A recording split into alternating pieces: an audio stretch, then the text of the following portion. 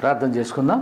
జీవం కలిగిన దేవా, మరోసారి నీ సింహాసన ఎదుటకు వస్తున్నాను. ప్రభా, నీ యొక్క మహోన్నతమైన ఘనమైన అత్యున్నతమైన నీ నామాన్ని బట్టి నీకు స్తోత్రములు స్తుతులు చెల్లించుకుంటున్నాం. తిరిగి నీ సన్నిధిలోనికి నన్ను మమ్మల్ని మీరు నడిపించిన విధానాన్ని బట్టి నీకు వందనాలు. ఈరోజు మరి ప్రత్యేకంగా ప్రార్థన అంశముని గురించి ఇంకా కొన్ని విషయాలు తెలుసుకొనవలసి ఉన్నవి దేవా. వాటిని మేము గ్రహించుకున్నటకు మీ యొక్క పరిశుద్ధాత్మ సహాయమును మాకు అనుగ్రహించవలసిందని, ఆయన యొక్క నింపుదలలో అధికారం కింద మమ్మలను నడిపించవలసిందని ఈ యొక్క ప్రార్థన మా రక్షకుడు ప్రియకుమారుడైన యేసుక్రీస్తు నామమును బట్టి స్తుతించి ప్రార్థించి వేడుకుంటున్నాను తండ్రి, ఆమేన్. క్రీస్తునందున్న ప్రియ బిడ్డలారా, మీ అందరికీ ప్రభువు నామమున వందనములు తెలియజేస్తూ ఉన్నాను. ఈరోజు ప్రార్థనను గురించిన ఇంకా కొన్ని విషయాలు మనము గ్రహించబోతున్నాము, తెలుసుకొనబోతున్నాము. మరి ప్రార్థన చేసేటప్పుడు అంటే వాటిని విన్నపాలుగా మనము ప్రభు దగ్గరికి వచ్చి మన విన్నపాలను ఆయనకి చెప్పుకుంటాం. ఆ విన్నపం వెనుక ఒక కోరిక ఉంటుంది.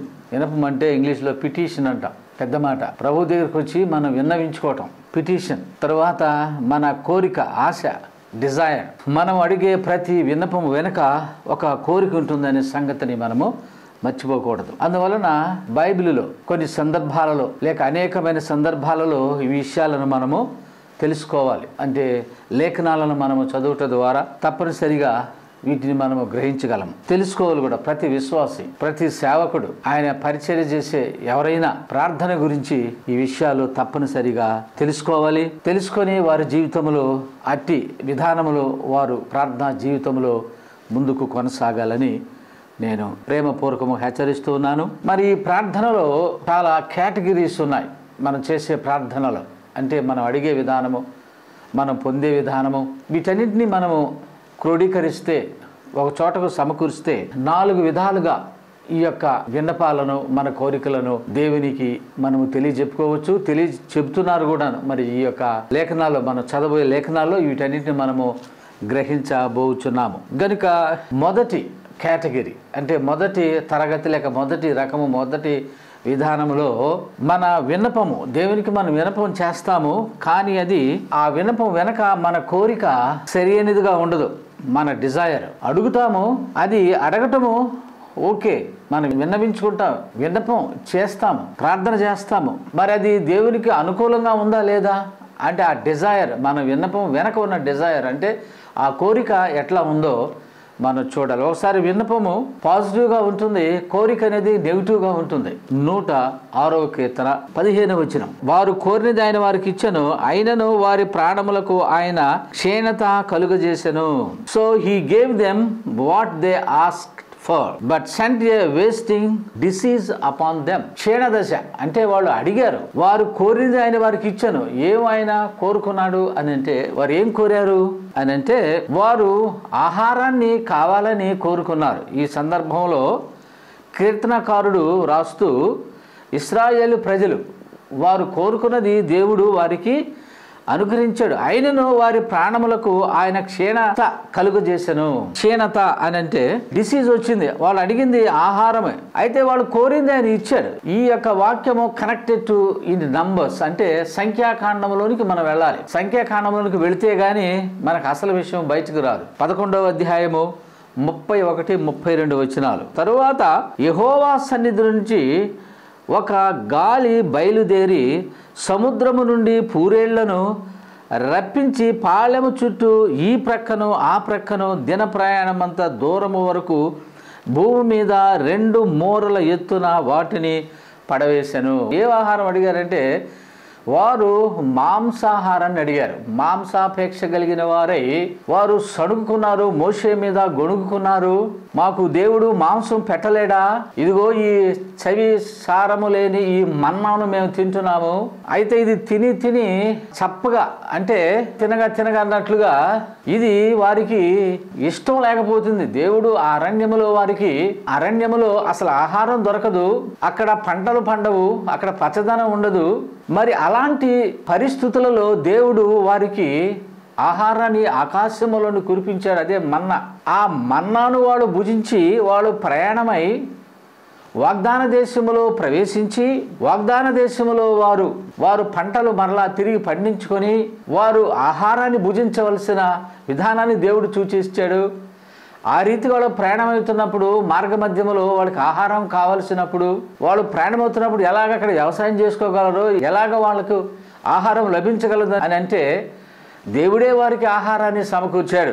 ఆకాశములో నుండి ఆహారాన్ని మన్నా అని ఆహారాన్ని కురిపిస్తే అది తిన్న తరువాత వారు ఏం కోరుకున్నారంటే మాంసం కావాలని కోరుకున్నారు. వారు తృప్తి చెందలేదు. దేవుడిచ్చిన ఆహారంతో వారు తృప్తి చెందలేదు. దేవుడు వారి అవసరం నిమిత్తమై వారు బ్రతకటానికి వారు ప్రయాణం కొనసాగించడానికి దేవుడు వారికి మంచి ఆహారం, ఆయన ఇచ్చింది కూడా మంచి ఆహారమే, పోషక విలువలు కలిగిన ఆహారాన్ని వారికి ఇచ్చాడు. వారు పండించకుండానే వారికి అనుగ్రహించేశాడు. అలాంటి ఆహారాన్ని వాళ్ళు భుజిస్తూ వాళ్ళు ఏం కోరుకున్నారు అంటే వారు మాంసాన్ని కోరుకున్నారు. అంటే వారు ఐగుప్తును జ్ఞాపకం చేసుకుంటున్నారు. మోషే దగ్గరకు వచ్చి ఐగుప్తులో మాకు బాగానే జరిగింది, అక్కడ మేము అనేకమైన కూరగాయలు తిన్నాము, అక్కడ చేపలు తిన్నాము, మాంసం తిన్నాము, మరి ఇక్కడ ఈ అరణ్యంలో మాకు ఆహారం లేదు, మమ్మలను నువ్వు చంపుటకు ఇక్కడ మనం తోడుకొని వచ్చావని మోషే మీద వాళ్ళు చడుక్కున్నప్పుడు గొణుగినప్పుడు మరి మోషే ఆయన ఇంకేం చేయగలడు అంటే దేవుని దగ్గరికి వెళ్ళి ప్రార్థన చేశాడు. అయ్యా వాళ్ళు ఈ విధంగా మాంసాన్ని అడుగుతున్నారు. ఆఫ్ కోర్స్ ఆ యొక్క గుంపులో మాంసాపేక్ష కలిగిన వారు ఉన్నారు. వాళ్ళు మాంసం కావాలని కోరుకున్నారు. అసలు ఆ ఇచ్చిన ఆహారానికి కృతజ్ఞత చెల్లించకుండా అయ్యా మాకు ఆహారం లేని పరిస్థితుల్లో మాకు మంచి ఆహారం ఇస్తున్నందుకు అని దేవుణ్ణి వాళ్ళు స్తుతించకుండా దేవునికి కృతజ్ఞతలు చెప్పకుండా వాళ్ళు తినేసి తర్వాత మాకు మాంసం కావాలి, మేము ఐగుప్తులో ఉన్నప్పుడు మా కొండల చుట్టూ మేము కూర్చొని తిన్నాము, బాగా మేము భుజించాము, కడుపారా మేము తిన్నాము, అలాంటి పరిస్థితి లేవే. ఎలాంటి పరిస్థితి ఎలాగుంటాయి ఇక్కడ? వీళ్ళు మర్చిపోయారు వాళ్ళు ఎక్కడికి వెళ్ళాలన్న సంగతి, వీళ్ళు మర్చిపోయారు దేవుడు ఎక్కడ నడిపిస్తున్న సంగతి మర్చిపోయి వాడు తిండి గురించి ఆలోచన చేస్తూ ఉన్నారు. చూడండి ఎంత భయంకరమైన స్థితి.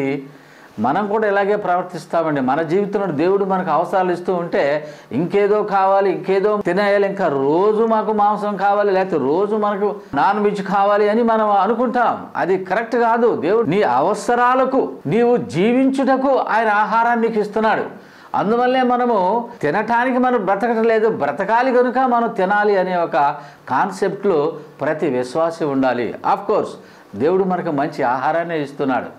చూడండి ఇక్కడ ఈ ప్రజలు తిరుగుబాటు చేస్తూ ఉన్నారు. దేవుని మీద ఆహారం గురించి తిరుగుబాటు చేస్తున్నారు. దేవుడు వారిని విడిపించిన విధానాన్ని మర్చిపోయాడు. దేవుడు వారిని ఏదో నడిపిస్తున్నాడు.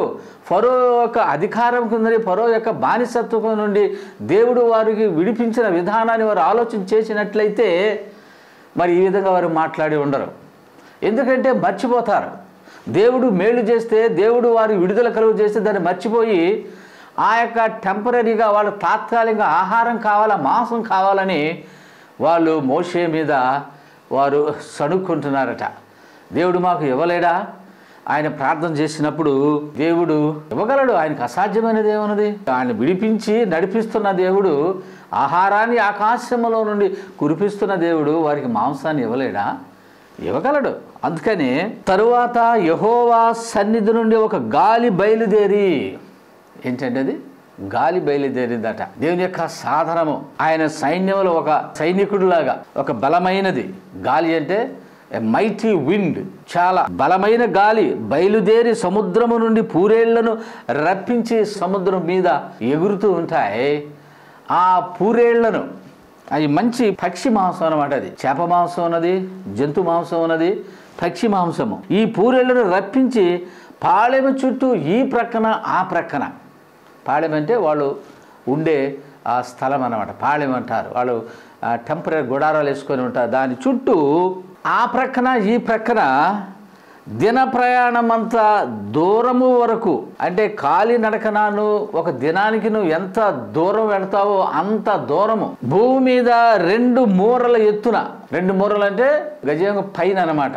2 మూరలు అంటే 18 అంగుళాలు ఒక మూర, 1836 అంటే కరెక్ట్గా 3 అడుగులు. 2 మూరలు ఎత్తున వాటిని పడవేశాను.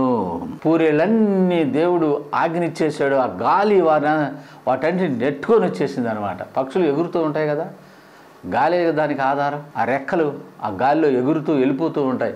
ఆ గాలిని ఆయన ఉపయోగించి వాటన్నిటినీ వీళ్లకు ఆహారముగా తీసుకుని వచ్చాడు. చూడు ఎంత గొప్ప ఆశ్చర్యము, ఎంత అద్భుతము దేవుడు చేశాడు. Now a wind went out from the Lord and drove quail in from the sea.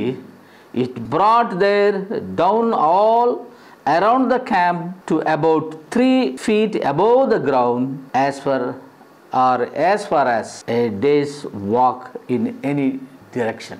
ఒక రోజు ప్రయాణం అంతా, అంటే in any direction, A days walk, ఒక రోజు నడిచి ఎంత దూరం నడుస్తూ అంత దూరం వరకు 3 అడుగుల ఎత్తున ఆ యొక్క పూరేళ్ళు పడిపోయాట. వీళ్ళు దేవుని ఆహారాన్ని అడిగారు, అయితే దేవుడు వారికి ఇచ్చాడు. ఆహారం అవసరమే. వాళ్ళట ఏం చేసేది చూడండి. ఆ విధంగా దేవుడు ఆ యొక్క పూరేళ్లను పడవేసినప్పుడు వాడు పాళెం చుట్టూ ఈ ప్రక్కన ఆ ప్రక్కన 3 అడుగుల ఎత్తున పడినప్పుడు ఇక వాడు ఎలాగా సంతోషించుంటారో చూడండి. కావున జనులు ఆ దినమంతయు ఆ రాత్రి అంతయు మరుసటి దినమంతయు లేచి పూరేళ్లను కూర్చుకొని చుండిరి. అబ్బా, ఆ పగలు ఆ రాత్రి మరుసటి దినమంతా మరి ఇంకా పూరేళ్ళు కూర్చుకున్నారట. ఇక వాళ్ళకి ఆహారం దొరకదేమన్నట్టుగా. పక్షి మాంసం కదా. తక్కువ కూర్చుకొనిన వాడు 100 తూములను కూర్చుకొనెను. మరి లాస్ట్ పర్సన్ లేకపోతే తక్కువ కూర్చుకొనిన వాడు ఎంత కూర్చుకున్నాడు అంటే 100 తూములను కూర్చుకున్నట. తక్కువ మరి ఎక్కువ ఎంతమందో ఎన్ని తూములు మరి తక్కువ కూర్చుకున్నవాడు 100 తూములు కూర్చుకొనెను. తూము అంటే ఈ 100 తూములను 10 హోమెర్స్ అంటారు ఇంగ్లీష్లో. హోమెర్, HOMER, హోమెర్ అంటే గ్రీకు దేశపు కొలత. ఇది ఆ కొలతలో రాశారు ఇంగ్లీష్లో. All the day and night and all the next day the people went out and gathered quail. అంటే quail అంటే పూరేళ్ళు. No one gathered less than 10 homers. అంటే ఎన్ని తూములు అండి అన్నాడు ఇక్కడ? 100 తూములను కూర్చుకొని నేను రాయబడింది. అంటే 10 homers అనమాట. Then they spread them out all around the camp. ఆ యొక్క పాలెం చుట్టూ వారు పరుచుకున్నారట. కనుక ఇక్కడ హోమెర్ అంటే HOMER, హోమెర్ అన్నా నేను. అది గ్రీసు దేశపు కొలత అన్నాను. అది ఎంతకు సమానం అని అంటే 75 గ్యాలన్లకు సమానం అట. 75 గ్యాలన్స్. గ్యాలన్ అంటే అది బ్రిటిష్ వాళ్ళ లెక్క, వాళ్ళ పద్ధతి. ఒక్క గ్యాలన్ వచ్చి సుమారు 4.5 లీటర్ ఉంటుందట. అంటే వాళ్ళ కొలతలు అలాగా చెప్పారు. అఫ్ కోర్స్ మన బరువు చూస్తాము, అయితే వాళ్ళు ఒక లీటర్, ఒకసారి చూడండి, 1 కేజీ లీటర్. లీటర్ అంటే 900 గ్రాములు ఉంటుంది బరువు. కేజీ అంటే 1000 గ్రాములు ఉంటుంది అనమాట. అట్లాగా వీళ్ళు దీన్ని ఎలాగా గ్యాలన్లో వాళ్ళు కొలిచారట. అంటే తూములు అంటే హోమెర్స్. దాన్ని బట్టి మీరు ఆలోచన చేయండి. 1 గ్యాలన్ వచ్చి 4.5, యాక్చువల్గా 4.55, 4.5 లీటర్ బరువు అయితే 75 గ్యాలన్లు చూడండి. దాన్ని బట్టి లెక్క వేయండి. 1 హోమెర్ వచ్చి, కానీ ఇక్కడ ఎన్ని హోమెర్లు అండి? 10 హోమెర్లు.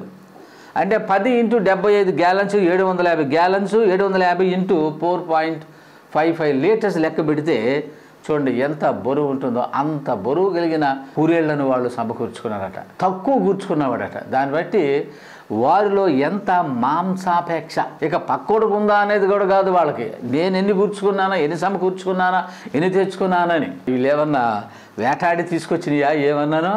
అప్పరంగా దేవుడు గాలి ద్వారా తప్పిస్తే శుభ్రంగా పోగేసుకున్నారన్నమాట. చూడండి వాళ్ళ బుద్ధి. దేవుడు అప్పుడు కృతజ్ఞత లేని భావము వీళ్ళకి. కానీ వాళ్ళు తిన్నారట.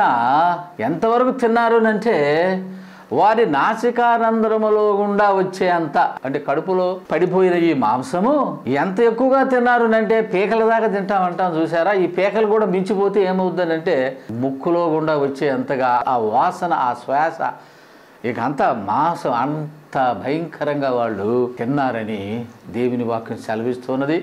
ఇంకా వాళ్ళు తింటూనే ఉన్నారట. వాళ్ళ పండ్ల సందులో ఇంకా అది ఉన్నదట. ముక్కలు, ఆ పీచులు, ఆ తునకలు తిన్నాయి కదా వాళ్ళు, అవి లోపల ఉన్నాయి. తర్వాత అవి నమలక మునిపే అని రాయబడి ఉన్నది. ఏమొచ్చిందంటే వాళ్ళ మీదకి ఒక క్షీణత వచ్చేసింది, డిసీజ్ వచ్చేసేసింది. ఎందుకనంటే వాళ్ళు విన్నపం ఆహారమే కానీ వాళ్ళ కోరిక మాంసము. అది నెగిటివ్గా ఉంది. దేవుని దృష్టిలో అది సరిగా లేదు. నువ్వు కోరుకున్నది బాగానే ఉంది ఆహారం, కానీ దాని వెనక ఉన్న నీ విన్నపం చేసుకుంటావు, తప్పు కాదు. ఆ విన్నపం వెనక ఉన్నది ఏంటంటే నీ కోరిక. వారికి ఆహారము వారి దాని వెనక ఏంటంటే మాంసం. అది దేవుడు ఇష్టపడ్డది. సో మనం విన్నపం చేస్తాము, దాని వెనక కోరిక, అది దేవునికి ఇష్టమైందా? ఆయనకి ఇచ్చాడు కదా ఆహారాన్ని, కానీ వాడు మాంసం కావాలన్నారు. అది అడిగే సమయం, అది ప్రయాణించే సమయం కదా. మనం కూడా ఇంతే, విశ్వాసులు కూడా ఇంతే. దేవుడు నీకు అవసరాలు ఇస్తూ ఉంటుంటే నీకు లగ్జరీస్ కోసం నువ్వు అడుగుతూ ఉంటావు. అది నెగిటివ్ యాటిట్యూడ్. దేవుడిని అవసరాలు తీరుస్తూ ఉంటే నీ కోరికల కోసం దాని వెనక, ఆ బిహైండ్ యువర్ పిటిషన్ అంటే నీ విన్నపం వెనక ఆ కోరికే దేవునికి ఇష్టం లేదన్నమాట. అది సో ఈ విషయాన్ని మనం తెలుసుకోవాలి. గనుక దేవుని మనం దగ్గర అడిగేటప్పుడు, విన్నవించుకునేటప్పుడు సరిగా ఉండాలని దేవుడు సెలవు. కానీ వాళ్ళు ఎలా కోరుకున్నారు అంటే ఆహారం కావాలని కోరుకున్నారు, కానీ దాని వెనక ఉన్న ఆ పిటిషన్, ఆ విన్నపం వెనక ఏముందనంటే వాళ్ళ కోరిక ఏంటంటే మాంసాపేక్ష, ఆ డిజైర్. అది వాళ్ళకి తిప్పలు తీసుకొచ్చి పెట్టింది. అందువల్ల చాలామంది చనిపోయినట్లుగా, అనారోగ్య పాలైపోయినట్లుగా, క్షీణత కలిగినట్లుగా దేవుని వాక్యం సెలవిస్తూ ఉన్నది. ఇది మనం కూడా సరిగా అడగాలి. దేవునికి అనుకూలమైనది మనం అడగాలి. దేవుని చిత్తానుసారంగా మనం అడగాలి. మనం అడిగేది బాగానే ఉంటుందా, దాని వెనకున్న కోరిక అబ్బో చెప్పలేమన్నమాట. అలాంటిది దేవునికి అయిష్టమైంది. కనుక జాగ్రత్తగా నువ్వు ఆలోచన చేయి, జాగ్రత్తగా నువ్వు తెలుసుకో. ఒకరు అలాగే నువ్వు ప్రార్థన చేస్తున్నావేమో. చూడండి, అలాంటి ఒక ఎగ్జాంపుల్ కూడా బైబిల్లో మనం చూడగలము. అదేమిటంటే మొదటి సమూయేలు గ్రంథము 8వ అధ్యాయము 4 నుండి 7 వచనాలు మనం చదివితే, అందుకు యెహోవా సమూయేలునకు సెలవిచ్చినదేమనగా, జనులు నీతో చెప్పిన మాటలన్నిటి ప్రకారము జరిగింపుము. వారు నిన్ను విసర్జింపలేదు కానీ తమ్మును ఏలకుండా నన్నే విసర్జించి ఉన్నారు. ఇక్కడ వీళ్ళు విన్నపం ఏంటంటే, న్యాయాధిపతుల కాలంలో తెలుసు మనకి, సమూయేలు న్యాయాధిపతిగా ఉన్నాడు.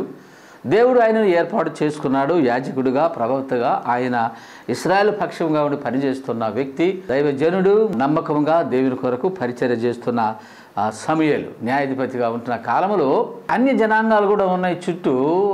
అన్య జనాంగములు అంటే మరి మనకు తెలుసు చుట్టూ ఎవరున్నారో. ఆ అన్య జనాంగములకు ఉన్నట్లుగా, అంటే వాళ్ళ మర్యాద చొప్పున, అన్య జనముల యొక్క మర్యాద అంటే వాళ్ళకు రాజు ఉంటాడు. కానీ ఇశ్రాయేల్ ప్రజలకు రాజు ఎవరు? యెహోవా, దేవుడే వాళ్ళకి రాజు. అన్ని జనులాగా మాకు కూడా రాజు కావాలని కోరుకోవటం. రాజు కావాలన్నారు. సమూయేలు దగ్గరికి వెళ్ళి వాళ్ళు విన్నవించుకున్నారు, మాకు రాజు కావాలి. అన్య జనులకి ఉన్నట్లుగానే వాళ్ళ మర్యాద చొప్పున మాకు కూడా ఒక రాజు కావాలి. ఆ రాజు మా పక్షంగా యుద్ధాలు చేస్తాడు, మాకు న్యాయం తీరుస్తాడు. గనుక అన్యజనుల మర్యాద చొప్పున, అన్యజనులు లేక అదర్ నేషన్స్ మాకు కూడా ఒక రాజు కావాలని వాళ్ళు కోరుకున్నారు. రాజు కోరుకోవటం తప్పుగా, అసలు ఆల్రెడీ వాళ్ళకి రాజు ఉన్నాడు. దేవుడే వాళ్ళు రాజు, అంత స్వేచ్ఛనిచ్చాడు. మీ మీద ఎవరు బాసులు లేరని. చూడండి ఎంత ఫ్రీడమ్ ఇచ్చాడో దేవుడు. వాళ్ళంతటా వాళ్ళు మనస్సాక్షిని అనుసరించి న్యాయాధిపతి చెప్పినట్లు ధర్మశాస్త్ర ప్రకారం నడుచుకోవాలి. కానీ ఏదో ఒక రాజుని తీసుకొని రాజు కావాలి మాకు అని కోరుకుంటున్నారు. వాళ్ళు విన్నపము రాజు కావాలని.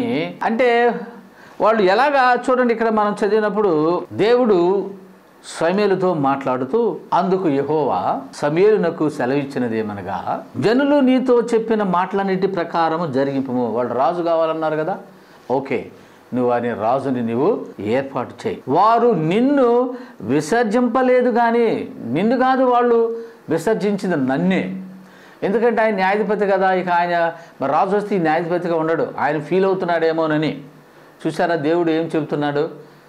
ఏంటి, నేను న్యాయాధిపతిని కదా, ఇంకా మళ్ళీ ఇంకెవరు రాజు ఎందుకు కావాలి అంటే, రాజు వస్తే నేను ఉండను కదా, ఇంకా ఆయనకి ఇంపార్టెన్స్ పోతుంది కదా ఆయన అనుకుంటున్నాడు. అందుకనే దేవుడు అంటున్నాడు, నిన్ను విసర్జింపలేదు, నిన్ను కాదు విసర్జించింది అనుకుంటున్నాడు సమూయేలు. అయ్యో ఏంటి ఇలాగా వీళ్ళు ఈ కోరికతో వచ్చారేంటి, దేవుడు కదా వీళ్ళకి రాజు, ఎందుకు వీళ్ళకి రాజు వీళ్ళకి అవసరమా అని సమూయేలు బాధపడుతున్నాడు. అందుకని నువ్వు బాధపడొద్దు, నిన్ను విసర్జింపలేదు అంటే వాడు రాజు కావాలంటే ఈయన విసర్జించినట్లు లెక్కే మరి. అందుకని అంటున్నాడు, నిన్ను విసర్జించలేదు, నన్ను విసర్జించారు, దేవుని విసర్జించారు వాళ్ళు.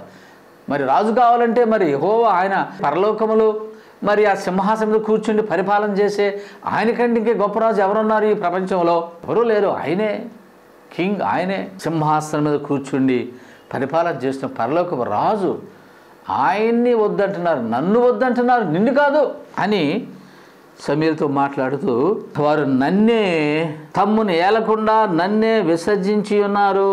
వాళ్ళు ఏలేదు ఎవరు? దేవుడు కదా. నువ్వొద్దు, మాకు రాజు కావాలన్నాడు. చూసి అప్పటి నుంచి ప్రాబ్లం స్టార్ట్ అయ్యి, ఇశ్రాయేలు యొక్క చరిత్రలో రాజు ఎప్పుడైతే ప్రవేశించాడో ఇంకంతే. రాజ్యం, రాజులు, యుద్ధాలు, అబ్బో భయంకరంగా మనం వినలేం వాటిని. అందుకని దేవుడు చెప్పాడు, and the Lord said to him, listen to all that the people are saying to you. కనుక నీతో చెప్పినది వాళ్ళు ఏం చెబుతున్నారో దాని ప్రకారం నువ్వు చెయ్యి. It is not you they have rejected, but they have rejected me as their king. నన్ను విసర్జించారు కనుక వాళ్ళు అనుకున్నట్లే ఇవ్వమన్నాడు, చెప్పాడు. ముందే వాళ్ళకి ఎక్స్ప్లెయిన్ చేయి. రాజు వస్తే ఆ రాజు ఏం చేయబోతున్నాడో, ఏం చేస్తాడో వాటన్ని కూడా వినిపించు అని సమూయేలుకు దేవుడు చెబితే, సమూయేలు వెళ్ళి వారితో, ఇశ్రాయేలు ప్రజలతోటి ఈ విధంగా చెప్పాడు. ఇదిగో మరి రాజు ఉంటే మీకేం జరగబోతుందో తెలుసా? ఆఫ్ కోర్స్ రాజు వస్తాడు, మీ పక్షం రాజు మరి అభిషేకిస్తావు, రాజు సింహాసనం మీద కూర్చుంటాడు, తర్వాత ఏం చేస్తాడు అని అంటే, ఇదిగో యవనస్తులైన మీ పిల్లలను, యవనస్తులను వారి సైన్యములో చేర్చుకుంటాడు, గుర్రాల ముందు రథాల ముందు పరిగెత్తిస్తాడు, ఆయన సేవకులుగా పెట్టుకుంటాడు, యుద్ధంలో సైన్యములోకి వారిని తీసుకుంటాడు. వీళ్ళ పక్షంగా యుద్ధం చేయాల్సి వస్తుంది, దాంట్లో మరణిస్తారు. అలాగే యవనరాండ్రులను తీసుకుని వెళ్తాడు. ఆ యవనరాండ్రు వారి రాజనగరలో పరిచారం చేసేవారిగా, బోనగత్తెలుగా, నాట్యమాడేవారుగా, తర్వాత పరిచారం చేసే స్త్రీలుగా రాజనగరలో వారిని వాడుకుంటాడు, ఉపయోగించుకుంటాడు. తన ఇష్టం, ఆయన అడిగిందల్లా మీరు ఇచ్చేయాలి. మీ కుటుంబంలో శ్రేష్టమైనది ఏమైనా ఉందనంటే అన్నీ ఆయనకి ఇచ్చేసేయాలి. తర్వాత మీ పంటలు, మీ యొక్క ద్రాక్ష తోటలు, మీ యవల పొలాలు, గోధుమ పొలాలు, అలాగే దానిమ్మలు, అలాగే ఒలీవలు, వీటన్నిటిలో శ్రేష్టమైన వాటి, మీ పశువుల్లోను మీ మందల్లోను శ్రేష్టమైన వాటన్నిటినీ ఆయన తీసుకుంటాడు. అదే కదా 10వ వంతు శ్రేష్టమైనది టైప్ తోడు ఆయనే తీసుకుంటాడు. చూసుకోండి, మరి ఇవన్నీ జరుగుతాయి. మీరు రాజు వద్దనుకుంటే, మీరు దేవుడే రాజు కంటే ఆయనే పరిపాలన చేస్తాడు. మీరు కావాలనుకుంటే ఈ విధంగా ఉంటుందని అంటే, అయినా సరే వాళ్ళు రాజు కావాలని ఇన్ని చెప్పిన అప్పుడు దేవుడు అన్నాడు, ఇక ఏదన్నా జరిగితే మన బాధ్యత కాదు, వాళ్ళే కావాలని కోరుకున్నారు కనుక, అంటే వాళ్ళకి స్వేచ్ఛనిచ్చాడు. చూడండి ఎంత గొప్ప దేవుడు. ఆనాడు ఏదైనా వనంలో స్వేచ్ఛనిచ్చాడు. నువ్వు తింటావా, ఈ పండు తిను దినము నువ్వు చచ్చదు అని చెప్పాడు. స్వేచ్ఛనిచ్చాడు, స్వాతంత్ర చిత్తాన్ని ఇచ్చాడు. ఇక్కడ కూడా దేవుడు వాళ్ళు ముందు పెట్టు, రాజు ఉంటే ఈ సంగతులు జరుగుతాయి, రాజు లేకపోతే ఎలాగుంటుంది? దేవుడే వారి పక్షంగా యుద్ధం చేస్తాడు, దేవుడే వారికి పంటలు ఇస్తాడు, దేవుడే వారికి పిల్లల సంతానాన్ని ఇస్తాడు, దేవుడే అన్నీ వాళ్ళకి సమకూరుస్తాడు. ఈ విషయాలన్నీ వారు ముందు పెట్టున్నప్పుడు వాళ్ళే తీర్మానం చేసుకోవాలి. తర్వాత దేవుని అంటానికి వీళ్ళేదే నష్టం వచ్చినా, రాజు ద్వారా సమస్యలు వచ్చినా, పంటలు పండకపోయినా, ఓడిపోయినా ఎవరు కారకులు? మీరే. ఎందుకనంటే మీరు దేవుని మాటలు వినలేదు, పెడచెవిని పెట్టారు. స్వేచ్ఛనిచ్చాడు దేవుడు. ఎప్పుడు నీకు స్వేచ్ఛనిస్తాడు. ఆయన ఎప్పుడు బలవంతం చేయడు. వాళ్ళు బలవంతంగా రాజును కావాలంటే వాళ్ళు ఆపగల, దేవుడికి సాధ్యం కాదని సాధ్యమే, కానీ వాళ్ళకి స్వేచ్ఛనిచ్చాడు. Free will. ఇదే గొప్పతనం. ఇంటర్ఫీర్ అవ్వడం, నీ చిత్తంలోకి రాడు, నీకు చెబుతాడు. అలాగే సమూయేలు చెప్పినప్పుడు వాళ్ళు ఏం కోరుకున్నారు? ఆదాము ఏం కోరుకున్నాడు? హవ్వ తీసుకొచ్చిన పండు తిన్నాడు కదా. దేవుడి మాట విన్నాడా? మరి వీళ్ళు ఏం చేశారు? దేవుని మాట విన్నారా? సమూయేలు మాట విన్నారా? వినలేదు కాదు. అయినా సరే మాకు ఇవ్వమాట, ఓకే ఇచ్చే, వాళ్ళ ఇష్టమే. ఎందుకనంటే తర్వాత వాళ్ళే మరి బాధపడతారు అనే సంగతిని ఆయన తెలియజేసి, ఇది 2వ ఉదాహరణ.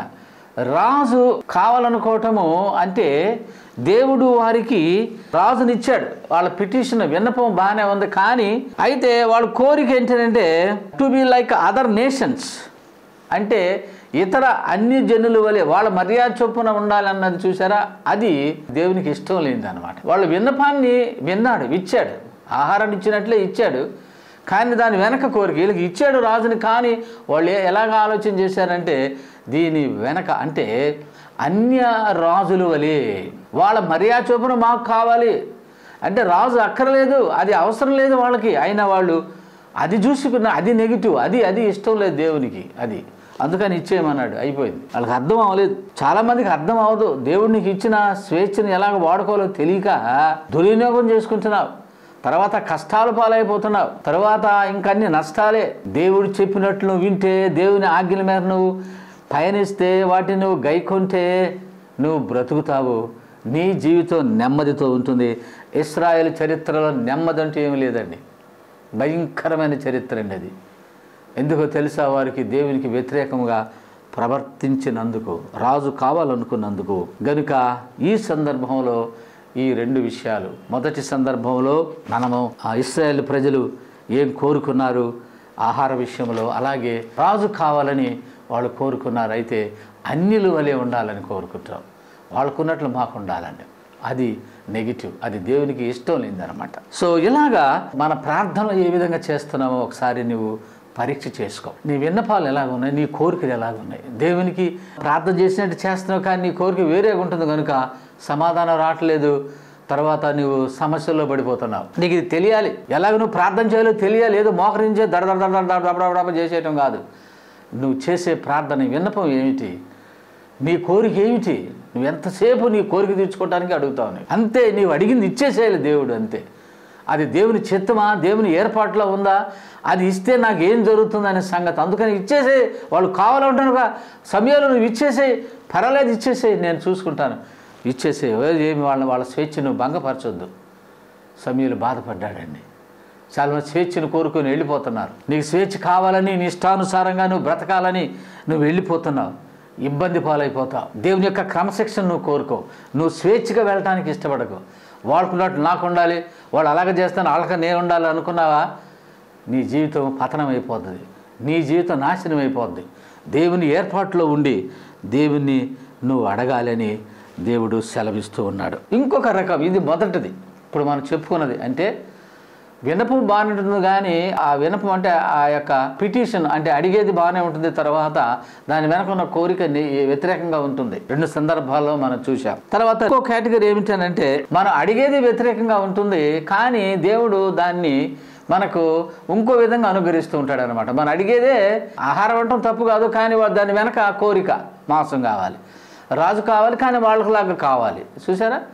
అట్లాగే ఈ యొక్క ఇంకొక కేటగిరీ, ఇంకొక విధానంలో మనం ఆలోచన చేస్తే మనం చేసే విన్నపము ఆ దేవునికి వ్యతిరేకంగా ఉంటుంది కానీ దేవుడు ఇంకో విధంగా దాన్ని మనకు ఇస్తాడనమాట. చూడండి, అది ఎలాగో మనం ఒకసారి అబ్రహాము జీవితంలో మనం దాన్ని చూస్తాం. ఆదికాండము 17:18 దేవునితో చెప్పాడు. ఏమిటనంటే, అబ్రహాము ఇష్మాయేలు నీ సన్నిధిని బ్రతుకను అనుగ్రహించుము అని దేవునితో చెప్తున్నాడు అనమాట. ఎవరు? అబ్రహాము. ఏమని చెబుతున్నాడు? ఇష్మాయేలు నీ సన్నిధిని బ్రతుకను అనుగ్రహించుము. And Abraham said to God, if only Ishmael might live under your blessing. నీ సన్నిధిని బ్రతుకనిము అని అంటున్నాడు, నీ ఆశీర్వాదము. కానీ దేవుడు ఏం చెబుతున్నాడు? 19వ వచనములో, నీ భార్య అయిన శారా నిశ్చయముగా నీకు కుమారుని కనును, నీవతనికి ఇస్సాకు అని పేరు పెట్టుదువు, అతని తరువాత అతని సంతానము కొరకు నిత్య నిబంధనగా నా నిబంధనను ఆయనతో స్థిరపరచెదను. అబ్రహాము ఏం కోరుకున్నాడంటే, ఏం విన్నపం చేశాడంటే, ఇష్మాయేలు అనుకుంటున్నాడు, ఇష్మాయేల్ని బ్లెస్ చేయమంటున్నాడు, ఇష్మాయేలుని బ్రతుకునివ్వు అంటున్నాడు. కానీ దేవుడు అంటున్నాడు, కాదు, నీ భార్య అయిన శారా నిశ్చయంగా నీ కుమారుని కంటుంది, నీవు అతనికి ఇస్సాకని నువ్వు పేరు పెడతావు, అతని తరువాత అతని సంతానము కొరకు వాళ్ళందరితో నేను నా నిబంధనను అతనితో స్థిరపరుస్తాను కానీ ఇష్మాయేలుతో కాదు, ఇస్సాకుతో నేను నా నిబంధనను స్థిరపరుస్తాను, ఆయన నా బ్లెస్సింగ్స్నకు ఆయన పాత్రుడవుతాడు, కనుక ఇష్మాయేలు కాదు. ఈయన అడిగింది ఇష్మాయేలు, కానీ దేవుడు ఎలా సమాధానం ఇచ్చాడంటే, ఇదిగో నీ గర్భవాసిగా పుట్టినవాడు వారసుడవుతాడు, వాగ్దాన పుత్రుడైన ఇస్సాకు, ఆయనతో నేను నిబంధన చేసుకుంటా, ఆయన సంతానంతో నిబంధన చేసుకుంటాను కానీ ఇష్మాయిల్తో కాదని క్లియర్గా చెప్పేసేసాడు. దీన్ని బట్టి మనం చూస్తే, then God said, yes, but your wife Sarah will bear you a son and you will call him Isaac. I will establish my covenant with him as an everlasting covenant for his descendants after him. ఆయన తర్వాత వచ్చే వారి యొక్క సంతానంలో నుంచి వచ్చే వారందరితో నేను వాగ్దానం చేస్తానన్నాడు కానీ ఇష్మాయేల్ కాదు. ఇష్మాయేల్ లైన్లో లేడు, దేవుని యొక్క ప్రామిస్ అంటే వాగ్దానంలో ఆయన లేడు, ఆయన ఆశీర్వాదంలో లేడు. రక్షణ ప్రణాళికలో లేడు. ఎవరు ఉన్నారు అంటే ఇస్సాకు. మరి అబ్రహాం కూడా ఆ విధంగా ప్రార్థన చేస్తున్నాడు సంగతిని. కనుక ఈయన యొక్క విన్నపము సమాధానం ఇవ్వలేదు, దేవుడు ఇవ్వలేదు. The petition was not answered. ఈయన ఏం విన్నపం చేశాడో అది దానికి సమాధానం దేవుడు ఇవ్వలేదు. ఎందుకంటే Ismail was not to be in the line of Isaac. Isaac అంటే ఇస్సాకు ఆ యొక్క లైన్ లో లేడు. ఈ వాజ్ సపరేటెడ్. అయితే అబ్రహాము కోరిక ఏమిటి? అబ్రహాం విన్నపం అది. ఆ కోరికని ఇస్సాకు ద్వారా ఆయన తీర్చాడు. అంటే ఇస్సాకు ఆయన వాగ్దాన పుత్రుడు అయ్యాడు అనమాట, by the birth of Isaac. గనుక the desire behind the petition was answered. అంటే దేవుడు ఆయనకి విన్నపానికి వెనక ఉన్న కోరిక ఏమిటనంటే దేవుని యొక్క ఆశీర్వాదం అనేది ఇస్సాకుకి వస్తుందని ఆయన చెప్పాడు. ఇంగ్లీష్లో ఐజక్ అంటారు, తెలుగులో ఇస్సాకు అంటాం. ఇస్మాయిల్ అదే పేరు. ఇంగ్లీష్లో ఇస్మాయిల్ అంటాం, తెలుగులో కూడా ఇస్మాయిల్ అంటాం. సో ఇక్కడ ఎలా ఉందనంటే విన్నపము నెగిటివ్గా ఉంది. విన్నపము దేవుని దృష్టికి అంగీకారంగా లేదు. దేవుడు వేరేగా ఆలోచన చేస్తున్నాడు. అది ఇంకో విధంగా దేవుడు దానిని నెరవేర్చబోతున్నాడు. అబ్రహాం ఏం తలంచంటే ఇస్మాయిల్ గురించి ఆలోచన చేస్తున్నాడు, దేవుడేమో ఇస్సాకు గురించి ఆలోచన చేస్తున్నాడు.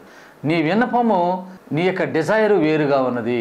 అదేంటనంటే ఇస్మాయిల్ కాదు, ఇస్సాకు అనే సంగతిని ఆయన మనకు తెలియజేస్తున్నాడు. కనుక ఈ విషయాన్ని కూడా నువ్వు తెలుసుకోవాలి. ఆది కాండము 18వ అధ్యాయము 23వ వచనం. ఇప్పుడు అబ్రహాము సమీపించేట్లన్నాం. దేవునితో అబ్రహాం మాట్లాడుతున్నప్పుడు ఆయన ఏమంటున్నాడంటే దుష్టులతో కూడా నీతిమంతులను నాశనం చేస్తావా? సందర్భం ఏంటంటే సొదొమ గొమొర్రా పట్టణాల గురించి. సొదొమ గొమొర్రా పట్టణాల్లో ఎవరున్నారంటే తన తమ్ముని కుమారుడైన లోతు భార్య, వారి ఇద్దరు కుమార్తెలు, ఇంకా కుటుంబ సభ్యులు అక్కడ ఉన్నారు, సొదొమ గొమొర్రాలో ఉన్నారు. అయితే సొదొమ గొమొర్రా ప్రజలు బహు చెడ్డవారు.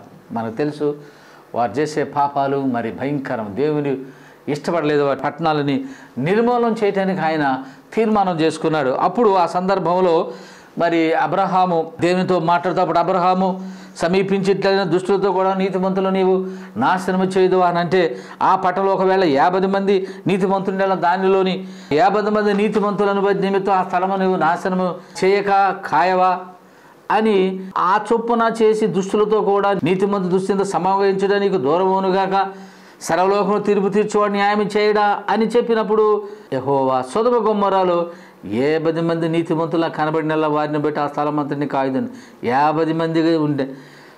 ఇక చూడండి అలాగా. అందుకు అబ్రహాము ఇదిగో ధూళి నేను ప్రభుతో మాట్లాడి తెగించున్నాను. 50 మంది నీతిమంతులు ఒకవేళ 5 తక్కువైతే మరి 45 ఉంటే కనబడితే నాశనం చేయకుండా కాయిస్తావా అని అంటున్నప్పుడు ఒకవేళ అక్కడ 40 మంది ఉంటారేమో అయినప్పుడు కూడా ఆయన 40 మందిని బట్టి నాశనం చేయను అన్నాడు.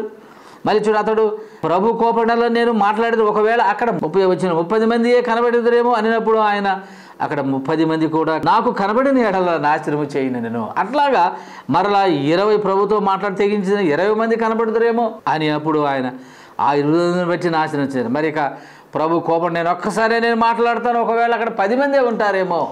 చూడండి ఎక్కడ 50 నుంచి ఎక్కడికి వచ్చేసాడో చూడండి. బేరమాడుతున్నట్లుంది ఇక్కడ. ప్రభా నాయన ఒకవేళ 5 తక్కువైతే, ప్రభా నాయన ఒకవేళ అక్కడ 40 మంది ఉంటే, ప్రభా దేవ అక్కడ ఒక 30 మంది ఉంటే, ఒకవేళ 20 మంది ఉంటే, 10 మంది ఉంటే అక్కడ ఆగిపోయారనమాట. ఇక ఫైనల్గా అంటే అబ్రహాము మాట్లాడే విధానం ఎలా ఉన్నదనంటే చివరికి ఎక్కడ పడిపోయిందనంటే 10 మందికి వచ్చి ఆగిపోయింది అనమాట. 10 మంది ఉన్నా సరే దేవుడు ఆ పట్టణాన్ని కాస్తానన్నాడు, ఆ పట్టణాన్ని కాపాడుతానన్నాడు, ఆ పట్టణాన్ని నిర్మూలన చేయను, ఆ పట్టణం నాశనం చేయను అన్నాడు. కానీ అక్కడ అంటే అబ్రహాం యొక్క విషయం ఏంటంటే ఆ పట్టణం నాశనం కాకూడదు. ఎందుకు? లోతు కూడా ఉన్నాడు కదా అక్కడ. మరి లోతు కుటుంబ సభ్యులు అందరూ కూడా నాశనం అయిపోతారు దాంట్లో. అట్లా ఆలోచన చేస్తున్నాడు. కానీ దేవుడు అలా చేయడు కదా. ఎందుకనంటే ఈయన అలాగ అనుకుంటున్నాడేమో, కానీ దేవుడు తప్పనిసరి నీతిమంతులు కాపాడుతాడు. ఆ పట్టణాన్ని నేను నాశనం చేయబోతున్నాను, ఆ పట్టణాన్ని నేను తగలబెట్టబోతున్నాను, అగ్ని కురిపించబోతున్నాను, అగ్ని గంధకాలు నేను కురిపిస్తాను, వాళ్ళని నాశనం చేస్తాను, వాళ్ళని నేలమట్టం చేసేస్తానని దేవుడు డిసైడ్ అయిపోయాడు. ఇక అబ్రహాము అడుగుతున్నాడు, బతిమాలుకుంటున్నాడు, అయ్యా చంపేస్తావా? నీతిమంతులు ఉన్నారు కదా, దుష్టుల్ని అంటే దుష్టుల్ని చంపుతా ఓకే, దుష్టులతో పాటు వీళ్ళని కూడా చంపేస్తావా? అసలు రక్షించడానికి అది వచ్చాడు. కానీ అక్కడ మరి ఎవరింటున్నారు వాక్యం? అక్కడ సొదొమ గొమొర్రా పట్టణాలు పాడైపోయినాయి. అబ్రహాము ప్రార్థన చేస్తున్నాడు ఆ పట్టణం కాపాడాలని, లోతు కాపాడబడాలని. కానీ అక్కడ ఏం జరిగిందనంటే దేవుడు సొదొమ గొమొర్రా పట్టణాన్ని నాశనం చేసేసాడు. కానీ లోతు ఇద్దరు కుమార్తెలను ఆయన రక్షించాడు. రక్షణ జరిగింది అక్కడ. అందరినీ ఆయన నిర్మూలన చేయలేదు. నీతిమంతులు బయటికి తీసుకొస్తాడు ఎప్పుడు. నోవహు సందర్భంలో కూడా నోవహు భార్య, 3 కుమారులు, 3 కోడండ్రు, 8 మంది ఆ యొక్క జలపడవలో నుంచి పైకి వెళ్ళిపోయారు ఓడలో. దేవుడు తప్పనిసరిగా నీతిమంతులని కాపాడతాడు. అబ్రహాం అన్నాడు, దుస్తులతో నీతిమంతులు నీవు నిర్మూలన చేస్తావా, నాశనం చేస్తావా? దేవుడు ఎప్పుడు అలా చేయడు, కాపాడతాడు. వాళ్ళ బిడ్డలు నీతిమంతుల్ని ఏదో రకంగా ఆయన కాపాడతాడు. చూడు, కాపాడాడు కదా, దూతలను పంపాడు, వాళ్ళని బయటికి తీసుకుని వచ్చేసాడు. ఆ దేవుడు చేసిన పని అది. ఇక్కడ అబ్రహాము ప్రార్థన, విన్నపము, సొదొమ గొమొర్రా పట్టణాలు కాపాడబడాలని, కానీ కాపాడబడలేదు. నెగిటివ్. తన విన్నపం ఎలా ఉందనంటే దేవునికి వ్యతిరేకంగా ఉన్నది. అంటే దేవుడు నాశనం చేయాలనుకున్నప్పుడు మరి నువ్వు వచ్చేసి ప్రార్థన చేస్తే అది ఎలాగ నిలబడుతుంది? కానీ నీతిమంతులు బయట తీసుకొస్తాడు. కానీ నువ్వు చెప్పే కదా నీతిమంతులు, దానికి ఆన్సర్ వచ్చేసింది. నీతిమంతులు నేను కాపాడుతాడు. నువ్వేను కూడా నీతిమంతులు కూడా నీవు నిర్మూలన చేస్తావా, నాశనం చేస్తావా అన్నప్పుడు అలా చేయడు. ఇది ప్రార్థన సొదొమ గొమొర్రా. కానీ సొదొమ గొమొర్రా వాళ్ళు ఆల్రెడీ స్పాయిల్ అయిపోయిన, ఆల్రెడీ శాపాని కింద వచ్చేసినవి. అబ్రహాము యొక్క విన్నపము అది వ్యతిరేకంగా ఉన్నది, కాపాడాలని. కానీ దేవుడు లోతును, అలాగే లోతు బిడ్డలను ఆయన సొదొమ గొమొర్రాలో నుండి బయట తీసుకుని వచ్చాడు. సొదొమ గొమొర్రాలు నాశనమైపోయినాయి. ఆయన పిటిషన్, ఆయన విన్నపము వాజ్ నాట్ ఆన్సర్డ్. ఎందుకంటే సొదొమ వాజ్ డిస్ట్రాయిడ్, నాశనం అయిపోయింది, కాలిపోయింది. The desire was answered. ఆయన కోరిక ఏంటంటే నీతిమంతులు రక్షించాలి కదా, తప్పనిసరిగా Lot and 2 of his daughters delivered. వాళ్ళు లోతు కుమార్తెలైన వారు. ఆఫ్కోర్స్ భార్య సంగతి మనకు తెలుసు. భార్య కూడా వచ్చింది, కానీ మళ్ళీ వెనక్కి తిరిగి చూసింది, వెళ్ళిపోయింది, అంతే. కొంతమంది ఎలాగుంటారు, వస్తారు కానీ ఎంతసేపు వాళ్ళు వెనక్కే లాగుతూ ఉంటారు, వెనక్కే. అందుకని ప్రభు అన్నాడు, లోతు భార్యని జ్ఞాపకం చేసుకోమన్నాడు. ఎందుకు జ్ఞాపకం చేసుకోవాలనంటే నువ్వు పడిపోకుండా ఉండటానికి, నువ్వు వెనకకు తిరిగి వెళ్లకుండా ఉండటానికి లోతు భార్యని మీరు జ్ఞాపకం చేసుకోండి. చూడండి, అక్కడ చరిత్రలో ఒక గొప్ప సంఘటన అది. సొదొమ గొమొర్రాలు నాశనం అయిపోయినాయి. అబ్రహాము ప్రార్థన చేశాడు, కానీ అబ్రహాం ప్రార్థనకు ఆన్సర్ ఎలా వచ్చిందనంటే నీతిమంతులు రక్షించడం వలన పాపులు శిక్షించబడటం వలన అగ్నిగుండంలో లేక ఆ అగ్నిలో కాలిపోయారు. చూడండి, అది మనం తెలుసుకోవలసినది. మనం చేసే ప్రార్థనలు ఎలా ఉంటాయో మీరు చూడండి. మీ యొక్క ప్రార్థనలు ఏ విధంగా చేస్తున్నారో నాకైతే తెలియదు, కానీ వీటన్నిటిని బట్టి ఈ యొక్క వెలుగులో నువ్వు చూసుకో, నీ ప్రార్థనలు ఎంతవరకు పని చేస్తున్నావే. అలాగే ఇంకొక సందర్భం కూడా మీకు నేను తెలియజేస్తాను. లూకా సువార్త 16వ అధ్యాయము 19వ వచనం నుండి 31వ వచనం వరకు ఆ విషయం అంతా మనకు తెలుస్తుంది. ఏమిటంటే అది ధనవంతుడు లాజరు అనే సందర్భంలో ధనవంతుడు పాతాళములో యాతన పడుతూ ఉన్నాడు. ఆ లాజరు ఆయన పరదైసులో ఆయన నెమ్మది పొందుతున్నాడు. అక్కడ తండ్రి రొమ్మున ఆనుకుని ఉన్నాడు. ఇక్కడ పాతాళములో ధనవంతుడు యాతన పడుతున్నాడు. అగ్ని జ్వాలల్లో ఆయన మండుతూ ఉన్నాడు, కాలుతూ ఉన్నాడు. ఆ యాతన పడలేకపోతున్నాడు. ఆ టార్చర్ భయంకరంగా, టార్మెంట్, ఆ భయంకరమైన ఆ యొక్క వేదనను అనుభవిస్తూ తండ్రి అయిన అబ్రహాం వైపు చూచి ఏమంటున్నాడో తెలుసా అండి? అయ్యా, భూమి మీద నాకు, ఈ ధనవంతుడు అంటున్నాడు, నాకు 5 సహోదరులు ఉన్నారు. 5 సహోదరులు ఉన్నారు కనుక నీవు లాజరును మా ఇంటికి పంపి ఈ 5కి సువార్త చెప్పి, అనగా వాళ్ళు మారు మనసు పొందేలాగా ఆ లాజరును పంపు. ఎందుకనంటే నేనుండే స్థలంలోకి వాళ్ళు రాకుండా ఉంటారు. తండ్రి అయిన అబ్రహామా, నా మనవి వినుమని అంటున్నాడు. ఏమండి, ఇప్పుడు చేయవలసిన ప్రార్థన అది. ఈ యొక్క ధనవంతుని వినపం ఏంటంటే సువార్త అందాలి, వాళ్ళు మారు మనసు పొందాలి. దానికి ఎవరు కావాలి అని అంటే ఇతను ఏం చెబుతున్నాడంటే అబ్రహాం తోటి లాజరు పంపమంటాడు. ఇది సాధ్యమా అంటే లాజరు మృతుడయ్యాడు, అయితే మహిమ దేహంతో ఉన్నాడు. తండ్రి అయిన అబ్రహాము రొమ్మును ఆనుకొని ఉన్నాడు, పరలోకములో ఉన్నాడు, అక్కడ నెమ్మది పొందుతూ ఉన్నాడు. దేవుడు నమ్ముకున్న వాళ్ళు అలాగే ఉంటారు.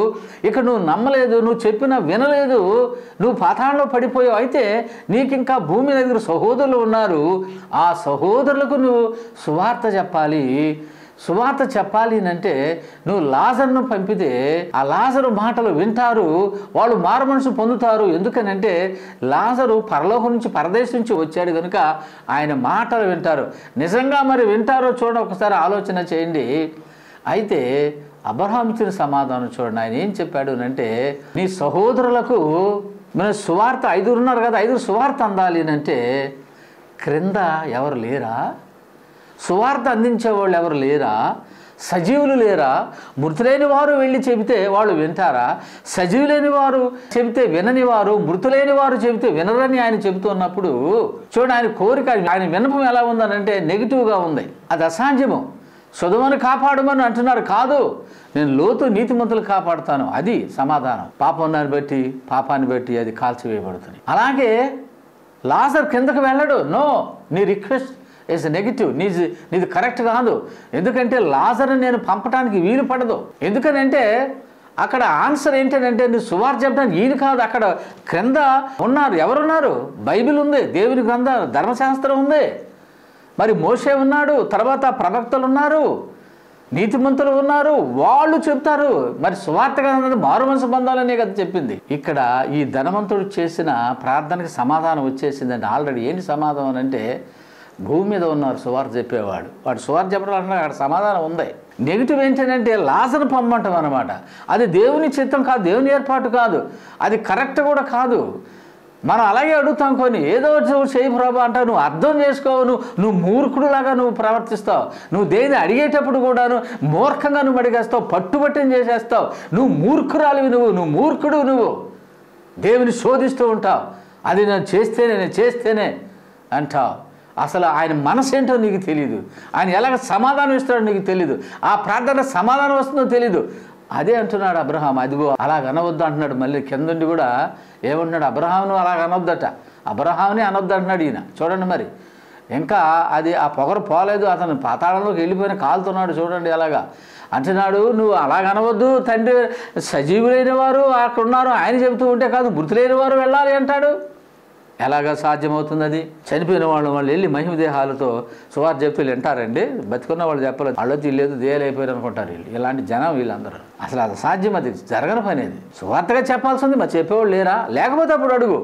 సువార్త చెప్పేవాళ్ళు ఉన్నారు, ప్రవక్తలు ఉన్నారు, గ్రంథం ఉంది, ఇవన్నీ చెబుతున్నారు, నువ్వు వింటలేదు. నువ్వు వినకపోగా అక్కడికి వెళ్ళిన తర్వాత నువ్వేదో పెద్ద సలహా ఇస్తున్నావు, ఆయన పంపు ఆవిడ నమ్ముతారని. ఏంటి నువ్వు చెప్పేది? ఏంటి నువ్వు చెప్పే సలహాలు ఏంటి? నువ్వు దేవుడికి సలహాలు ఇచ్చేవాడు చాలామంది ఉన్నారండి. దేవుడు అలా ఎందుకు చేయలేదు, ఎలా ఎందుకు, నువ్వేం చేయలేదో అసలు మాట్లాడవు, నువ్వేం చేసావు సంగతి మాట్లాడవు. నువ్వు దేవుడు అలాగ చేయలేదు, ఎలాగ చేయలేదు, దేవుడి మీద నెట్టేస్తావు, నువ్వు భక్తుల మీద నెట్టేస్తావు. తప్పది. పిటిషన్ ఏంటంటే, ఆయన విన్నపం ఏంటంటే, to send Lazarus back to the earth, not answered. దానికి సమాధానం రాదు, ఎందుకంటే నెగిటివ్ అది. ఆయన కోరిక ఏంటంటే సువార్త అందాలి కనుక ఆయన కోరిక, ఆ ధనవంతుని యొక్క కోరిక, తన సహోదరులు సువార్త అందాలంటే బైబిల్ ఉన్నది, మోషే ఉన్నాడు, అక్కడ ప్రవక్తలు ఉన్నారు. వారు there to tell gospel to his 5 brothers. కనుక అక్కడ సువార్త చెప్పేవాళ్ళు ఉన్నారు. సంగతిని మనము ఆలోచన చేయాలి. తర్వాత దీంట్లోనే ఒకటి, ఎందుకంటే పౌలు కూడా ఒక సందర్భంలో 2 కొరింథీయులకు రాసిన పత్రిక 12వ అధ్యాయము 7, 9, 10 వచనాలు చదివితే పౌలు ప్రార్థన చేస్తాడు. Paul prayed for the thorn in the flesh. ప్రభా, మరి నాకు ముళ్ళు ఉన్నది, నా శరీరము, నా దేహములో ముళ్ళు. అదంటే ఆయన అన్నాడు, నా కృప నీకు చాలును. ఆ ముళ్ళు తీసేడట. పిటిషన్ అని కూడా విన్నపం చేసుకున్నాడు. Petition was not answered. అది తీసివేయబడదు. అయ్యా నా ముళ్ళు ఉంది అంటున్నాడు, అది తీసివేయబడదు, అది ఉంటుంది. చూడండి 2 కొరింథీయులకు రాసిన 12వ అధ్యాయంలో 7 వచనం నుండి 8, 9 వచనాలు మనం చదివితే, నాకు కలిగిన ప్రత్యక్షతలు బహు విశేషముగా ఉన్నందున నేను అత్యధికముగా హెచ్చిపోకుండా నిమిత్తము, నాకు శరీరంలో ఒక ముళ్ళు, నేను అత్యధికముగా హెచ్చిపోకుండా నిమిత్తము నన్ను నలగొట్టుకుంటూ సాతాను యొక్క దూతగా ఉంచబడెను. అది నా యొద్ద నుండి తొలగిపోవాలని నాకు దాని విషయమై ముమ్మారు ప్రభువును వేడుకొంటిని. అది నా యొద్ద నుంచి తొలగిపోవాలని, అది వెళ్ళిపోవాలనుకున్నాడట. వెళ్ళిపోవాలనుకుంటాడు. ఈ 19 దేవా, నాకు కష్టాలు తీసే తండ్రి నాయన, నాకు అసలు ఏమీ ఉండకూడదు, కష్టాలు అంత క్లీన్ ప్లేట్ లాగా ఉండాలి, బెడ్ ఆఫ్ రోజెస్ లాగా ఉండాలి. శ్రమలొద్దు, హింసలొద్దు, కష్టాలొద్దు, బాధలొద్దు. నువ్వు దేవుడి కోసం ఏమి పడవా, దేవుడి కోసం నీవు కష్టపడవా, దేవుడి కోసం నీవు ఇవన్నీ ఎదుర్కోవా, వీటిలో గుండా దేవుడిని తీసుకొని వెళుతూ ఉంటే నువ్వు చేసే ప్రార్థన ఎలా ఉంటుందో చూడు. పౌలు ఏమైనా ప్రార్థన చేస్తున్నాడు, ముమ్మారు ప్రభువును వేడుకొంటిని. 3 సార్లు వేడుకున్నాడ. పౌలంతటి వాడే వేడుకున్నాడట. ఏమనంటే, ఇదిగో ఇది తొలగిపోవనేమో, అందుకు నా యొద్ద నుంచి తొలగిపోవాలనని. ఏంటిది? ఆ ముళ్ళు ఎందుకు పెట్టాయంటే, నీవు అత్యధికముగా హెచ్చించిపోకుండా నిమిత్తము, నువ్వు హెచ్చించిపోతావేమో, నువ్వు అతిశయపడతావేమో, నువ్వు గర్విస్తావేమో, అందుకని నీకు ముళ్ళు పెట్టాను నేను. కానీ పౌలు అంటాడు ఆ ముళ్ళు తీసేనాయి ప్రభువా, ముమ్మారు వేడుకున్నాడట, అది తీసేయబడలేదండి. చూడండి, తీసేసాడో లేదు చూడండి అక్కడ. నా శరీరంలో ఒక ముళ్ళు నేను అత్యధికంగా హెచ్చిపోకుండా నిమిత్తము నన్ను నలుగగొట్టుటకు సాతాను యొక్క దూతగా ఉంచబడెను. నలుగగొట్టుటకు ఏంటంటే అది నన్ను నలుగగొట్టుటకు అది దేవుడు ఉంచి. ఒక్కోసారి మనం అర్థం చేసుకో, ఏంటి ప్రభా నాకు ఈ జబ్బు పోవట్లేదు అని అంటే నిన్ను నలగగొట్టడానికే దేవుడు ఒకసారి నిన్ను అలాగ ఉంచుతాడు అనమాట. ఆయన బాగుచేత ఆయన చిత్తం, కానీ నువ్వు నలగొట్టబడాలి. నువ్వు మామూలుడు కాదు, నువ్వు సరిగా నువ్వు చెప్తే నువ్వు వినేవాడు కాదు నీవు. అందుకని ఒకసారి దేవుడు నిన్ను నలగొట్టడానికి అది పెడుతుంటాడు. అందుకని అంటున్నాడు నన్ను నలుగగొట్టుటకు సాతాను దూతగా ఉంచాడు, నేను అత్యధికముగా హెచ్చించిపోకుండా నిమిత్తము. చూడండి యొక్క చక్కగా అక్కడ హెచ్చించిపోకుండా 2 సార్లు మనం రిపీట్ చేస్తాం ఆ యొక్క పదాన్ని. నా కలిగిన ప్రత్యక్షత బహు విశేషంగా ఉన్నందున, నాకు కలిగిన ప్రత్యక్షతలో, నాకున్న భక్తి, నాకున్న ఏం చూశాడు, దేవుని చూశాడు, మరి యేసు ప్రభువుతో మాట్లాడాడు, ఇలాంటి ప్రత్యక్షతలో ఉన్నాయి. మరి ఎన్నో అని మిషనరీ జర్నీస్లో అంటే సువార్త దండయాత్రలో అనేకమైన వాటిని చూస్తూ ఉన్నాడు. వీటన్నిటి నిమిత్తము నేను అత్యధికముగా హెచ్చిపోకుండానట్లు. నువ్వు కొంచెం తెలిస్తే నువ్వు పెద్ద నువ్వు బిషప్ అయిపోతావు, నువ్వు పెద్ద గొప్పవాడు అయిపోతావు, నువ్వు ఏదో నిన్ను పట్టుకోలేమేమో, నేను గొప్పవాడు అంటావు, నీకు ఎంట్రీ అవ్వటానికి నీకు డబ్బులు ఇవ్వాలి, నువ్వు భయంకరంగా నువ్వు బతుకుతున్నావు, ఈ క్రిస్టియానిటీని నువ్వు ఆ విధంగా చేసేస్తున్నావు. పౌలు ఏం చెబుతున్నాడో చూడండి అక్కడ, ఆయన ఏం చెబుతున్నాడు చూడండి. హెచ్చిపోకుండా నిమిత్తం ప్రత్యేక నేను అంతటి వాడిని ఎంతటి వాడిని, నాకు దేవుడు అది చూపించాడు ఇది చూపించాడు అని నువ్వు ప్రజల దగ్గర బోస్ట్ చేసుకుంటూ జనాన్ని నువ్వు మోసం చేస్తూ ఉన్నావు. పౌలు అన్న మాటలు ఒకసారి నువ్వు జ్ఞాపకం చేసుకో. పౌలు ఏం మాట్లాడుతుంది, హెచ్చించుకోవటమే. నేను గొప్ప అంటే నేను గొప్ప, నేను హెచ్చించిపోకుండా నిమిత్తము నాకు శరీరం ఒక ముళ్ళు నేను అత్యధికంగా హెచ్చిపోకుండా నిమిత్తము నన్ను నలుగగొట్టుటకు. ఏ కొట్టాలి, నేను నలగొట్టాలి, నేను మామూలుగా ఉండదు. మరి చూసుకోండి, మరి పౌలంతటి వాడికి దేవుడిచి ఇచ్చిన మాటలు చూడండి. అది ఆయన ఏమన్నాడో తెలుసా అండి, ముమ్మారు ప్రభును వేడుకుంటుని.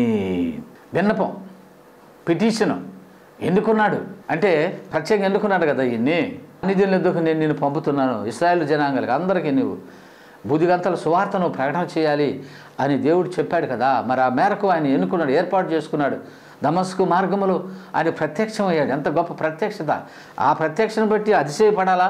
ఆ ప్రత్యక్షను బట్టి చాలామంది అతిశయపడతారు, నాకు రాత్రి దేవుడు కనపడ్డాడు అది ఇది అని. ఒట్టిదే, అన్ని మోసం మాటలు అవి కాదు. దేవుడు నీ వాక్యాలు దానితో మాట్లాడుతున్నాడు. అప్పుడు కొత్త నిబంధనలో దేవుడు ప్రత్యక్షమయ్యాడు. ఎవరికి? ఆయన మాటలు ప్రత్యక్షమయ్యి ఆయనతో మాట్లాడుతున్నాడు, మారిపోయాడు. అలాంటి పౌలుకి దేవుడు ఏం చెబుతాడు, అందుకు నా కృప నీకు చాలును, బలహీనత ఏదో నా శక్తి సంపూర్ణమవుతున్నదని ఆయన నాతో చెప్పాను.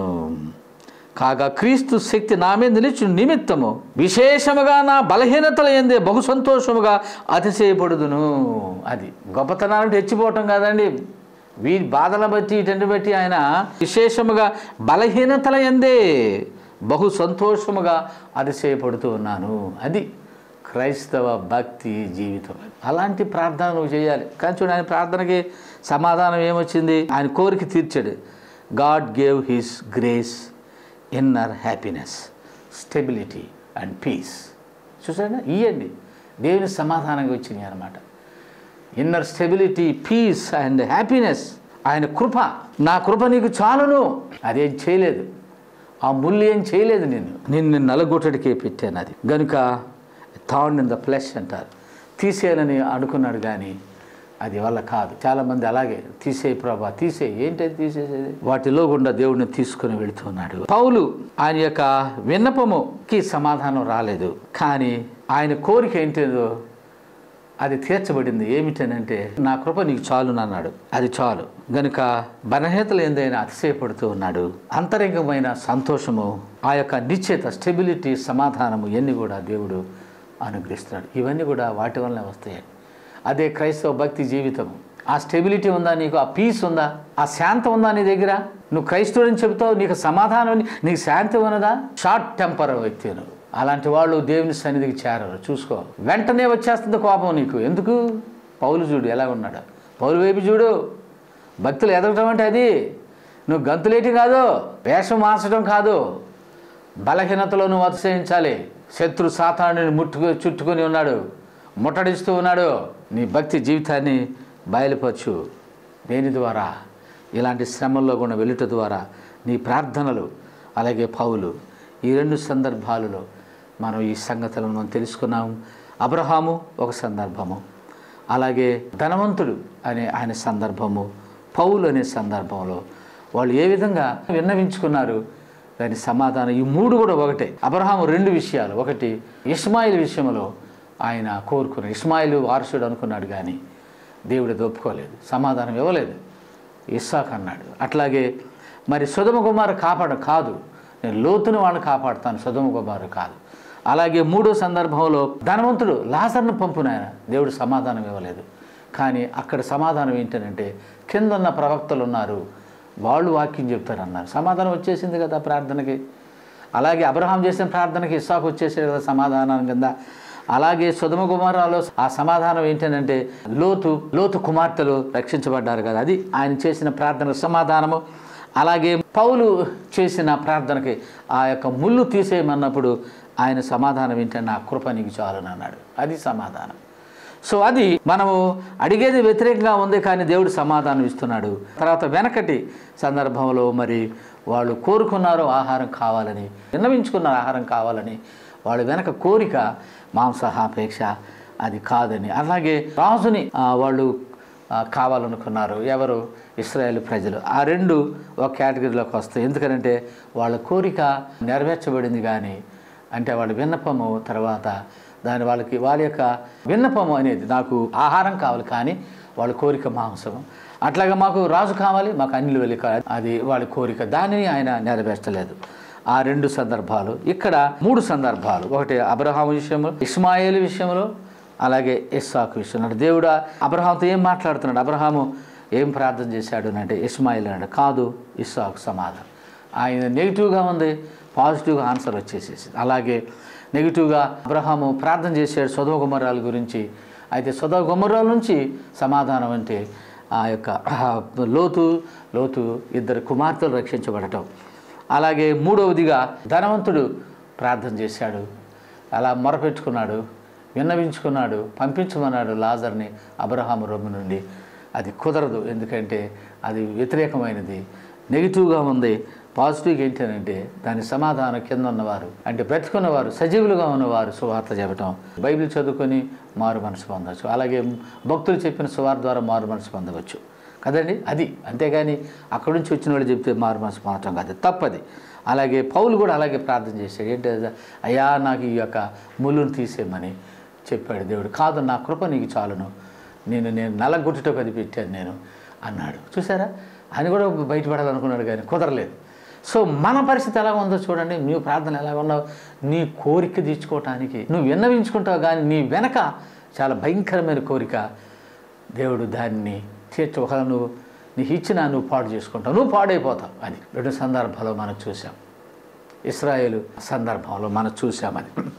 కనుక మరి అలాగే మరి ఒక్కోసారి మనం నెగిటివ్గానే అడిగేస్తాం. మనం ఎట్లాగా అబ్రహాం అడిగినట్లు, అలాగే ఎలాగ మనము ధనవంతుడు అడిగినట్లు, అలాగే పౌలు అడిగినట్లు కొన్ని సందర్భాలు నాకు తీసేయన ఆయన కష్టాలని. కాదు ఆయన కృప నీకు అనే సమాధానం. కష్టాలు పోవటం కాదు, ఆయన కృప నీ తోడుగా ఉన్న దానికి నీ కష్టాలకు సమాధానమై ఉన్నది. అది అలాంటి ప్రార్థనలు నువ్వు చేయలే. దేవుడు ఇటు గ్రహింపులోనికి తీసుకురావాలని నేను ప్రార్థన చేస్తూ ఈ కొద్ది మాటలను ముగించుచున్నాను. ప్రార్థన చేస్తాను.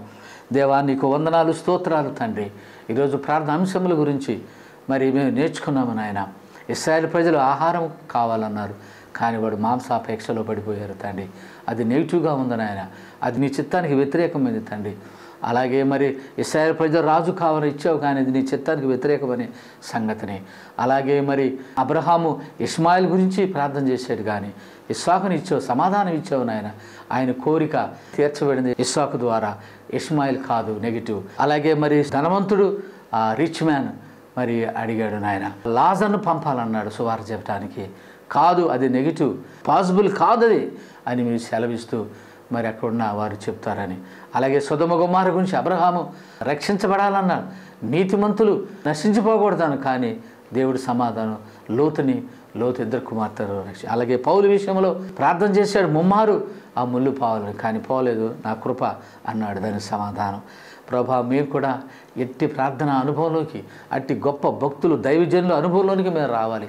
ఇవన్నీ కూడా మా పాఠాలు నేర్పడానికి మీరు దాచి ఉంచిన నీ గొప్ప సంగతులు నాయన. ఏదో ప్రార్థన చేసుకోవటం, ఏదో కళ్ళు మూసేసుకొని మైమర్చిపోయి ఏదో ప్రార్థన చేసుకోవటం కాదు నాయన.